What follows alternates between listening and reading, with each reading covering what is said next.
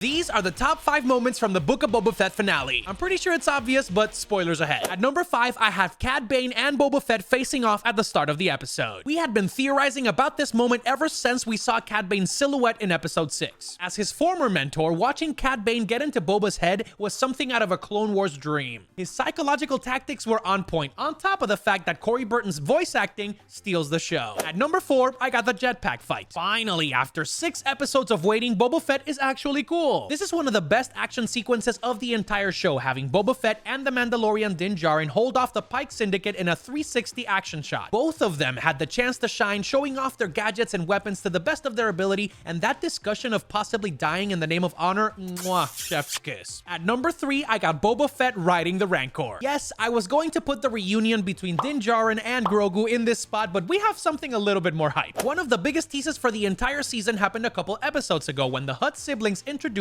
Danny Trejo's character and the Rancor that they gifted Boba Fett at the palace. Lo and behold, that training paid off beautifully because we finally got to see Boba Fett ride the Rancor. In what could only be described as a glorious action set, we finally see Boba and the Rancor come up against 2 upgraded Droideka droids and fight it off, duking it out until the end. Sidebar, those droids were absolutely menacing. Not even Din Djarin with the Darksaber could take them off by himself. Overall, this is a great example of an amazing tease and great execution. At number 2, sadly, we got Cad Bane's death. Say what?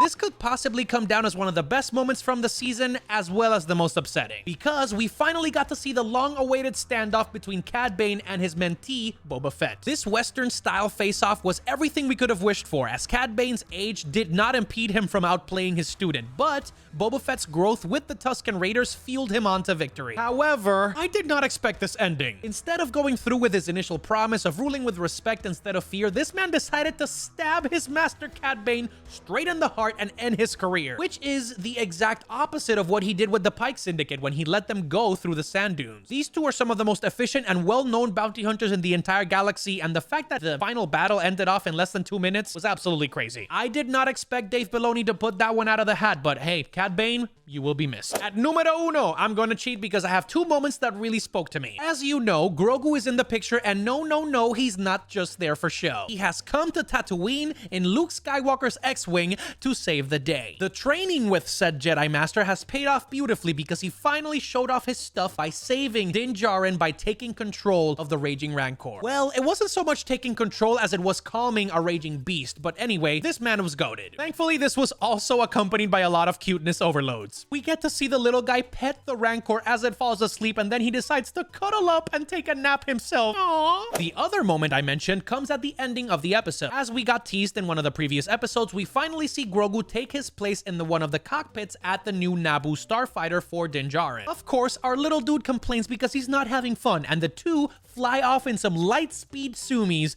throughout the galaxy. Overall, I actually really liked this show. The main thing that I appreciated is that it was really different to the way that The Mandalorian was structured, but it still kept the Western themes and the good vibes. It also focused on a more contained story and adding context to Boba Fett's life. Having said all of that, I do feel that they nerfed some characters, particularly Black Chrysanthemum and Boba Fett, from their feats and their behaviors that we saw in the comics. I still enjoyed the show, but still, it was a little bit off. These two specifically never felt like they were up to par to all the great things that we saw them do in the comics. Nevertheless, it was a top-tier show. Plus, we are off the back-to-back showings of 2 of the most important episodes in Star Wars television history that were Episode 5 and Episode 6. The connections between the original trilogy, the sequels, the prequels, the animated shows, and even the video games made every single early morning worth it. The show was slow and had some emotional moments that were a little bit off, but it was overall enjoyable all the way throughout, and I would give it an overall rating of 8.8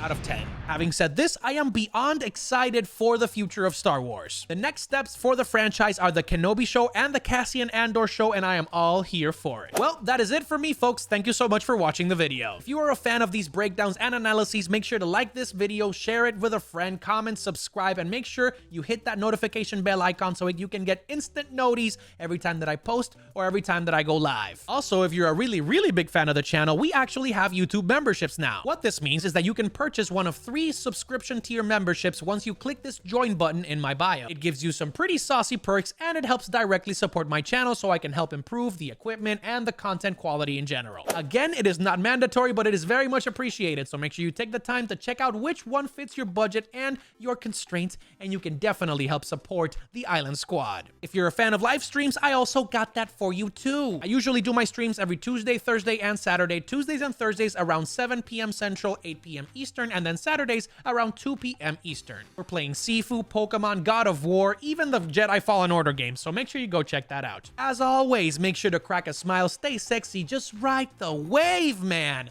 and I'll see you on the next one. Plow!